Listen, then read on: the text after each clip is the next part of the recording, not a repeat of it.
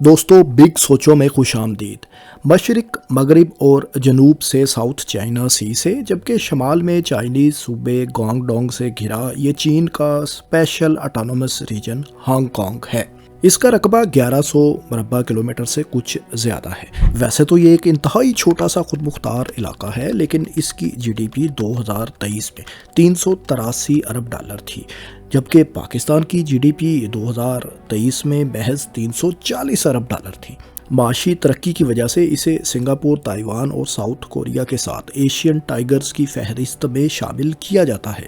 Hong Kong کی آبادی تو 7.5 ملین کے لگ بھگ ہے، لیکن یہاں نیو یارک کے بعد دنیا بھر میں سب سے زیادہ تعداد میں بلینئرز یعنی ارب پتی افراد بستے ہیں۔ ان کی تعداد 70 ہے۔ اسکائی اسکریپرز یعنی بلند و بالا عمارتیں ہانگ کانگ کی پہچان ہیں، اور دنیا میں سب سے زیادہ تعداد میں اسکائی اسکریپرز بھی ہانگ کانگ ہی میں ہیں۔ یہاں 150 میٹر یا اس سے بلند عمارتوں کی تعداد 550 سے بھی زیادہ ہے۔ ہانگ کانگ میں صحت کی اچھی سہولیات اور کوالٹی آف لائف بہترین ہونے کی وجہ سے یہاں کی لائف ایکسپیکٹنسی یعنی اوسط عمر دنیا بھر میں سب سے زیادہ تقریباً 86 سال کے لگ بھگ ہے۔ 2014 سے یہاں جمہوریت پسند مظاہروں کا ایک سلسلہ چل نکلا ہے۔ مظاہرین اس دوران مقامی اور مین لینڈ چائنا کی حکومت کے خلاف خوب نعرے بازی اور احتجاج کرتے ہیں۔ بہت سارے کیسز میں مظاہرین نے سرکاری املاک کو بھی نقصان پہنچایا ہے، جبکہ مین لینڈ چائنیز شہریوں پر بھی حملے کیے جا چکے ہیں۔ سال 2020 میں جب ہانگ کانگ کے ایک پرو ڈیموکریٹک میڈیا ٹائکون جیمی لائے اور کچھ مزید باغیوں کو بغاوت اور بیرونی قوت کو مداخلت پر اکسانے کے الزامات پر چین کی طرف سے حراست میں لیا گیا، تو مغربی ممالک نے اس پر خوب شور مچایا اور ان کی رہائی کا مطالبہ شروع کر دیا۔ لیکن دوستو سوال یہ پیدا ہوتا ہے کہ آخر ہانگ کانگ چین کا ہی علاقہ ہونے کے باوجود یہاں مظاہرے کیوں ہوتے ہیں، یا کیوں یہاں مظاہروں کی اجازت دی جاتی ہے جبکہ باقی چین میں تو ایسی آزادی نہیں؟ تو دوستو اس سوال کا جواب تلاش کرنے کے لیے ہمیں ہانگ کانگ کی نو آبادیاتی تاریخ میں جانا پڑے گا۔ یہ بات ہے 19ویں صدی کے اوائل کی، جب ہانگ کانگ بھی چین کے باقی علاقوں کی طرح چین ڈائنیسٹی کے کنٹرول میں تھا، یعنی چین ہی کا حصہ تھا۔ اس کی چین سے الگ کوئی حیثیت نہیں تھی۔ سیرامک، چائے اور سلک یعنی ریشم چین کی اس دور میں سب سے اہم برآمدات تھیں، جن کی یورپی مارکیٹ میں ڈیمانڈ بہت زیادہ تھی۔ اس دور میں بر صغیر پر برٹش ایسٹ انڈیا کمپنی کا کنٹرول تھا۔ برطانیہ چاندی کے بدلے چین سے سلک یعنی ریشم، چائے اور سیرامک یعنی ظروف وغیرہ کی تجارت کیا کرتا تھا۔ برطانوی اشیاء کی اس کے مقابلے میں چین میں ڈیمانڈ انتہائی کم تھی یا بالکل نہ ہونے کے برابر تھی، جبکہ چائنیز اشیاء کی برطانیہ اور یورپ کی مارکیٹس میں انتہائی زیادہ ڈیمانڈ تھی۔ برطانیہ سے چین کی طرف چاندی کا آؤٹ فلو بڑھ گیا۔ ظاہر ہے اس کی وجہ سے چین کے پاس برطانیہ سے زیادہ مقدار میں سلور یعنی چاندی جمع ہونا شروع ہو گئی، اور اس کے سلور کے چاندی کے ریزروز میں اضافہ ہونا شروع ہو گیا، اور برطانیہ کے چاندی کے ریزروز میں کمی واقع ہونا شروع ہو گئی۔ اس ٹریڈ ڈیفیسٹ یعنی تجارتی خسارے کو کم کرنے کے لیے برطانیہ نے بنگال میں افیون کی کاشت شروع کی اور اسے ہانگ کانگ اور قریبی علاقوں سے غیر قانونی طور پر چین میں اسمگل کرنا شروع کر دیا۔ کچھ چائنیز اس دور میں افیون کا نشہ کیا کرتے تھے، لیکن چین میں اس کا استعمال غیر قانونی تھا یعنی ممنوع تھا۔ برطانوی تاجر جب چاندی کے بدلے افیون فروخت کرنے لگے تو اب چاندی کے ذخائر برطانیہ کے ایک دفعہ پھر بڑھنا شروع ہو گئے، یعنی چین سے چاندی واپس برطانیہ کو منتقل ہونے لگی، اور اسی چاندی سے وہ ایک بار پھر چین سے ریشم، چائے اور سیرامکس وغیرہ خرید کر برطانوی ویسٹرن مارکیٹس میں دوبارہ بیچنے لگے۔ اس طرح اب تجارتی خسارہ ایک بار چین کے مخالف جانا شروع ہو گیا، یعنی سلور برطانیہ کو زیادہ ملنے لگا اور چین کے سلور یعنی چاندی کے ذخائر کم ہونا شروع ہو گئے، اور اس کے ساتھ ساتھ چائنیز لوگ افیون کی لت کا شکار بھی انتہائی تیزی سے ہونے لگے۔ برطانیہ نے اسی دوران چین کی حکومت سے افیون کو لیگل قرار دینے کا مطالبہ بھی شروع کر دیا، جو کہ ظاہر ہے چائنیز حکومت نے رد کر دیا۔ چائنیز حکام نے برطانیہ کی ملکہ کوئین وکٹوریہ کو خط بھی لکھا، جس میں افیون کی غیر قانونی طور پر چین میں تجارت کو روکنے کے لیے اقدامات کرنے کا مطالبہ کیا گیا، لیکن کچھ مورخین کہتے ہیں کہ کوئین وکٹوریہ نے اس چائنیز خط کو پڑھنا تک گوارا نہیں کیا تھا۔ اس رسپانس پر چائنیز حکام نے طاقت کا استعمال کرتے ہوئے افیون کی تجارت کو روکنا شروع کر دیا۔ چائنیز فورسز نے ہانگ کانگ کے قریب ساحلی علاقوں پر افیون سے لدے برطانوی بحری جہازوں کو ٹارگٹ کرنا شروع کر دیا۔ اس کے علاوہ چائنیز حکام نے افیون کے ذخائر کو تلف کرنے کا حکم بھی دے دیا۔ اس طرح کے واقعات کے بعد چین اور برطانیہ کے درمیان ٹینشنز بڑھنے لگی اور دونوں ممالک کے درمیان 1839 میں جنگ کا آغاز ہو گیا۔ اس جنگ کی وجہ چونکہ افیون یا اوپیم تھی، اس لیے اس کو تاریخ میں فرسٹ اوپیم وار کے نام سے جانا جاتا ہے۔ یہ جنگ 1842 تک جاری رہی اور برطانیہ کی طاقتور فورسز نے چین کو شکست دے کر ٹریٹی آف نینکنگ کے تحت ہانگ کانگ آئی لینڈ کا کنٹرول چین سے حاصل کر لیا۔ اوپیم ٹریڈ کو لیگل کرنے اور مخصوص تجارتی فوائد جب برطانیہ اور اس کے اتحادیوں کو حاصل نہ ہوئے تو 1856 میں ایک بار پھر جنگ چھڑ گئی۔ اس جنگ کو تاریخ میں سیکنڈ اوپیم وار کے نام سے جانا جاتا ہے۔ اس جنگ میں ایک بار پھر چین کو شکست ہوئی اور کولون پیننسولا اور سٹون کٹرز آئی لینڈ بھی برطانیہ کے کنٹرول میں چلے گئے۔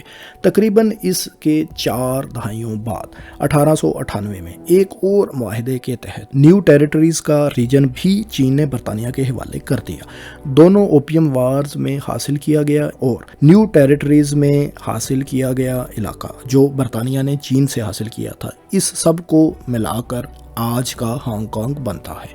اسی 1898 کے معاہدے میں چین نے ہانگ کانگ کا یہ سارا علاقہ برطانیہ کو 99 سال کی لیز پر بھی دے دیا۔ اس لیز معاہدے کو جولائی 1997 میں ایکسپائر ہونا تھا۔ جنگ عظیم دوم کے دوران یہ علاقہ کچھ عرصے کے لیے جاپان کے کنٹرول میں بھی چلا گیا، لیکن جاپان کی شکست کے بعد ایک بار پھر برطانیہ کے پاس آ گیا۔ جنگ عظیم دوم کے بعد کے عرصے میں ہانگ کانگ نے ایک پورٹ اور مینوفیکچرنگ ہب کے طور پر خوب ترقی کی۔ 20ویں صدی کے آخر میں جب یہ لیز معاہدہ ختم ہونے کا وقت قریب آ رہا تھا تو اس خطے کا مستقبل ظاہر ہے کہ غیر یقینی صورتحال کا شکار تھا۔ اس صورتحال میں ہانگ کانگ کے گورنر نے اس ایشو کو چائنیز لیڈر ڈینگ شیاؤپنگ کے سامنے اٹھایا۔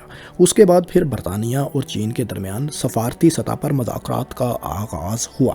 1984 میں ایک جوائنٹ ڈکلیریشن مشترکہ اعلامیے میں اس بات کا اعلان ہوا کہ ہانگ کانگ کا کنٹرول 1997 میں چین کو واپس ٹرانسفر کیا جائے گا، لیکن اس معاہدے میں یہ بھی شرط رکھی گئی کہ ہانگ کانگ میں اگلے 50 برس تک یعنی سن 2047 تک چین کمیونسٹ نظام کے برعکس سرمایہ دارانہ معاشی نظام اور ڈیموکریٹک یعنی جمہوری سیاسی نظام کو جاری رکھے گا، جبکہ دفاع اور خارجہ امور کا کنٹرول ضرور چین کو مل جائے گا۔ اس نظام حکومت کو 1 کنٹری 2 سسٹمز کہا جاتا ہے اور اس کے تحت ہانگ کانگ کو ہائیلی اٹانومس یعنی انتہائی خود مختار ریجن ڈکلیئر کیا گیا۔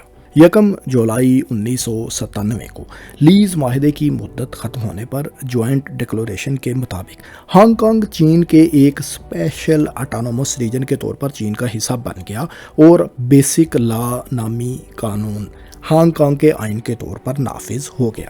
یہ ریجن کس قدر خود مختار ہے اس کا اندازہ آپ یوں لگائیں کہ اس کی کرنسی ہانگ کانگ ڈالرز ہے جو چائنیز یوان سے ظاہر ہے مختلف ہے، حتیٰ کہ ہانگ کانگ کا پاسپورٹ بھی چین سے الگ ہے۔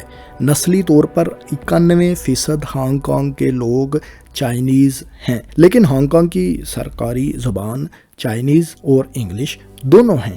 دوستو، ہانگ کانگ کا آئین یعنی بیسک لا اس کے سیاسی، معاشی اور ڈیموکریٹک نظام کو تحفظ فراہم کرتا ہے۔ یہی آئین ہانگ کانگ میں احتجاج یعنی مظاہروں کے حق کو بھی تحفظ فراہم کرتا ہے۔ یہ مظاہرے اور احتجاج ہمیں چین میں تو نہیں لیکن اس خود مختار علاقے میں دیکھنے کو ملتے ہیں۔ لیکن دوستو، 1 کنٹری 2 سسٹمز سلوشن میں ایک مسئلہ یا لوپ ہول یہ تھا کہ ہانگ کانگ کے شہری اپنے اس حق کا استعمال غلط طور پر بھی تو کر سکتے تھے، یعنی جمہوریت پسندی کی آڑ میں وہ کسی بیرونی قوت کا اعلی کار بن کر چین مخالف کارروائیوں اور مظاہروں کا حصہ بھی تو بن سکتے تھے۔ لہٰذا ہانگ کانگ کے آئین یا بیسک لا کے آرٹیکل 23 میں ہانگ کانگ کی حکومت کو ایسے قوانین بنانے کا پابند کیا گیا جس میں چین کی مرکزی حکومت کے خلاف بغاوت، غداری وغیرہ کی سرگرمیوں پر پابندی ہوگی۔ مزید اس آرٹیکل میں میں غیر ملکی عناصر یا سیاسی تنظیموں کی اس خطے میں کسی سرگرمی یا ہانگ کانگ کی کسی سیاسی جماعت کے کسی غیر ملکی طاقت کے ساتھ تعلقات پر پابندی کے قانون کو نافذ کرنا بھی لازمی تھا۔ اسی آرٹیکل کے تحت جب ہانگ کانگ کی حکومت نے 2003 میں بغاوت کے خلاف ایک بل پاس کرنے کی کوشش کی تو لاکھوں نام نہاد جمہوریت پسند ہانگ کانگ کی سڑکوں پر نکل آئے۔ مظاہرین کا اعتراض یہ تھا کہ یہ قانون ان کے سیاسی، مذہبی، جمہوری اور آزادی اظہار کے حقوق کے خلاف ہے۔ اپوزیشن گروپس، انسانی حقوق کی تنظیموں اور ہانگ کانگ اور انٹرنیشنل دونوں میڈیا نے اس بل کو ریجن کی خود مختار حیثیت پر ایک حملہ قرار دیا۔ مظاہروں اور مخالفت کے بعد ہانگ کانگ کی حکومت کو مجبوراً یہ بل واپس لینا پڑ گیا۔ دوستو، بیسک لا یعنی ہانگ کانگ کے اس عارضی آئین کے آرٹیکل 45 میں ہانگ کانگ کے شہریوں کو ووٹ کا حق دینے کے لیے طریقہ کار وضع کرنے کا پابند بھی حکومت کو کیا گیا تھا، لیکن ایسا کب کیا جانا تھا، ٹائم فریم کیا تھا جب ووٹ ڈالنے کا حق دینا تھا، یہ چیزیں طے نہیں کی گئی تھیں۔ لہٰذا چین کی مرکزی حکومت نے اس کا ایڈوانٹیج لیتے ہوئے الیکٹورل ریفارمز پرپوزل چین کی مرکزی حکومت نے پیش کر دیا، جس میں عام شہریوں کو ووٹ کا حق تو مل گیا، لیکن اس کے ساتھ ہی اس پرپوزل میں ایک ایسا انتظام بھی کر دیا گیا جس کے ذریعے پرو بیجنگ یعنی چین کا حمایتی چیف ایگزیکٹو بھی ہانگ کانگ کی حکومت کا سربراہ بن سکتا تھا۔ چین کی مرکزی حکومت کے اس پرپوزل کے تحت ہانگ کانگ کے شہری ووٹ ڈال کر چیف ایگزیکٹو کا انتخاب تو کر سکتے تھے، لیکن کون چیف ایگزیکٹو کے لیے الیکشن لڑ سکتا ہے، یعنی امیدوار کون ہوگا، اس کا انتخاب 1200 ممبرز پر مشتمل ایک الیکشن کمیٹی نے کرنا تھا۔ یعنی صرف وہی بندہ چیف ایگزیکٹو کا الیکشن لڑنے کے لیے اہل ہو سکتا تھا جس کو یہ کمیٹی قبولیت بخشے گی یا اس کی نامزدگی کو منظور کرے گی۔ اس 1200 ممبرز پر مشتمل الیکشن کمیٹی پر اعتراض یہ تھا کہ اس میں زیادہ تر چین کے حمایتی اور پرو بیجنگ ممبرز ہی شامل تھے، اور یہ کمیٹی چاہے تو کسی بھی پرو ڈیموکریٹک امیدوار کی نامزدگی کو چیلنج کر سکتی تھی یا اس کو رد کر سکتی تھی۔ چائنیز حکومت کی طرف سے یہ پرپوزل آنے پر لاکھوں افراد ہانگ کانگ کی سڑکوں پر نکل آئے۔ مظاہرین کو منتشر کرنے کے لیے پولیس نے آنسو گیس اور کیمیکل سپرے وغیرہ کا استعمال کیا۔ ان مظاہروں کے دوران اپنے آپ کو محفوظ رکھنے کے لیے امبریلاز یعنی چھتریوں کا استعمال مظاہرین کیا کرتے تھے۔ اسی مناسبت سے ان مظاہروں کو امبریلا ریولیوشن کا نام دیا جاتا ہے۔ 2.5 ماہ کے شدید مظاہروں کے بعد ہانگ کانگ کی قانون ساز اسمبلی لیجسلیٹو کونسل نے مرکزی حکومت کے اس الیکٹورل ریفارمز پرپوزل کو ریجیکٹ کر دیا۔ یہ لیجسلیٹو کونسل 70 ارکان پر مشتمل تھی، جس میں سے 35 منتخب ہو کر آئے تھے اور باقی 35 حکومت کے نامزد کردہ تھے۔ دوستو، اگرچہ چین نے ہانگ کانگ کا کنٹرول تو 1997 میں حاصل کر لیا تھا، لیکن چائنیز حکومت کے پاس کوئی ایسا اختیار نہیں تھا جس کے تحت وہ کسی ہانگ کانگ کے شہری کا ٹرائل مین لینڈ چین میں کر سکے۔ اسی بات کے پیش نظر ہانگ کانگ کی پرو بیجنگ حکومت نے 2019 میں ایک اور بل اپنی اسمبلی میں پیش کیا، جس کے تحت ہانگ کانگ کی حکومت کسی بھی شہری کو ٹرائل کے لیے چین کے حوالے کر سکتی تھی۔ اس پر ایک مرتبہ پھر ہانگ کانگ کی تاریخ کے سب سے بڑے مظاہروں کا دور چل نکلا، جو 6 ماہ تک جاری رہا۔ اس دوران مظاہرین نے ٹرین سٹیشنز اور اہم املاک کو نشانہ بنایا، خوب توڑ پھوڑ کی۔ شدید مزاحمت کے بعد ایک مرتبہ پھر حکومت کو یہ بل واپس لینا پڑا۔ ان مظاہروں کے دوران میڈیا ٹائکون جیمی لائے مظاہرین کو اس بل اور چین کی مرکزی حکومت کے خلاف خوب اکساتے رہے، حتیٰ کہ انہوں نے اپنے اخبار ایپلز ڈیلی میں چین کے خلاف مہم بھی تسلسل کے ساتھ جاری رکھی۔ حالات کے پیش نظر چین نے 2020 میں یک طرفہ طور پر ہانگ کانگ میں نیشنل سیکیورٹی لا نافذ کر دیا۔ اس قانون کے تحت علیحدگی پسند تحریکوں، مرکزی حکومت کے خلاف بغاوت یا بیرونی طاقتوں کے ساتھ ملی بھگت اور دہشت گردی کو سخت ترین جرائم قرار دیا گیا۔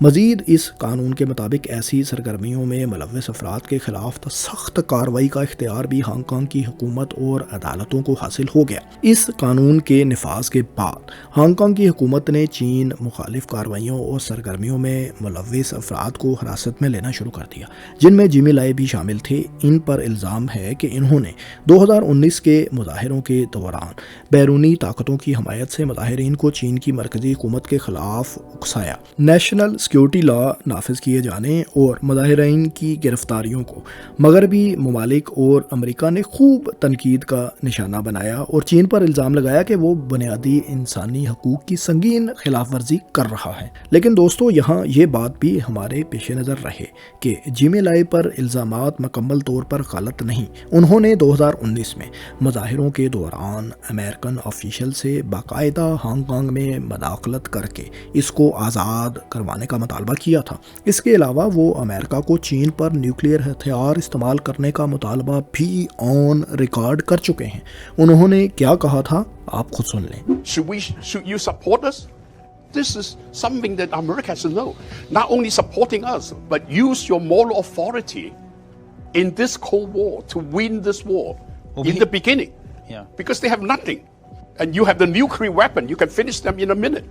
دوستو کیونکہ ہانگ کانگ کو پورے چین میں کچھ اسپیشل حیثیت حاصل ہے، لہٰذا یہاں کچھ ڈیموکریٹس اس کی آڑ میں کچھ زیادہ ہی حدود سے تجاوز کر جاتے ہیں، جس سے ظاہر ہے چین کی نیشنل سیکیورٹی کے لیے خطرہ بھی پیدا ہوتا ہے۔ اس کے علاوہ آپ خود سوچیں، اگر آزادی اظہار کے علمبردار ممالک کا کوئی شہری چین کو ان کے خلاف طاقت کا استعمال کرنے پر اکسائے تو یہ سو کالڈ لبرل ممالک اپنے اس شہری کے ساتھ کیا سلوک کریں گے؟ دوستو سیکیورٹی لا جیسے قوانین کا نفاذ بھی دنیا بھر میں کوئی انوکھی بات نہیں، بلکہ اس طرح کے قوانین تو ہر ملک میں موجود ہیں جس کی حدود سے تجاوز کرنے والے شہریوں کو ظاہر ہے قانون کا سامنا کرنا پڑتا ہے۔ حتیٰ کہ نام نہاد جمہوریت کے چیمپئن مغربی ممالک میں بھی اسی طرح کے قانون موجود ہیں۔ ہانگ کانگ میں یہی لوگ پچھلی 2 دہائیوں سے اس طرح کے قانون میں رکاوٹ بنتے چلے آ رہے ہیں، لہٰذا چین کا اپنی سلامتی کے لیے اٹھایا گیا یہ قدم کوئی اتنا زیادہ غلط بھی محسوس نہیں ہوتا۔